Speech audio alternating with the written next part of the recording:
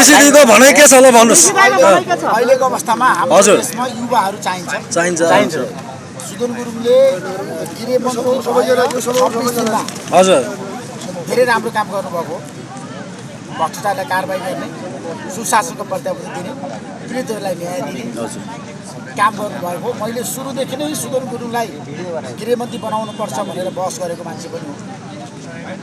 Gen Z आन्दोलनमा भदौ 25 गते reporters क्लबको कार्यक्रमबाटै उहाँले आफ्नो एजेन्डा अगाडि सार्नुभएको हो। त्यसपछि सुदन गुरुङले एउटा मार्गचित्र रोडम्याप पनि अगाडि सार्नुभयो, वार्ता भयो, सहमति भयो, देशले विकास पायो। जेनजी आन्दोलनपछि फेरि फागुन 21 मा निर्वाचन भयो। सुदन गुरुङ गोर्खाबाट निर्वाचित भएर आउनुभयो। त्यहाँको जनताले मन पराए, निर्वाचित गराए र गृहमन्त्री बन्नुभयो। गृहमन्त्री भएर पनि छोटो समयमा धेरै राम्रो काम गर्नुभएको छ।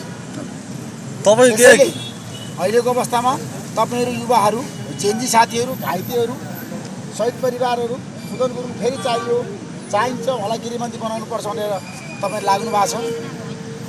त्यो माग तपाईँहरूको माग हो, जनताको माग हो, पीडितहरूको माग हो, न्यायप्रेमी जनताको माग हो, युवाहरूको माग हो, जेनजीहरूको माग हो।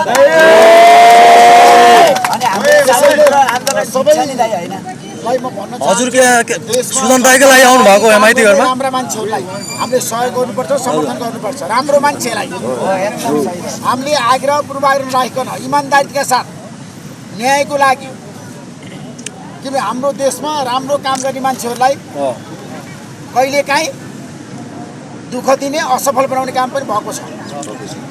यसपटक सुदन गुरुङजीले राजीनामा दिँदाखेरि जुन कुरा भन्नुभएको छ, ममाथि छानबिन होस् भनेर, अब म प्रधानमन्त्री बालन शाहलाई भन्न चाहन्छु, उहाँले गृह मन्त्रालयको जिम्मेवारी पनि लिनुभएको छ।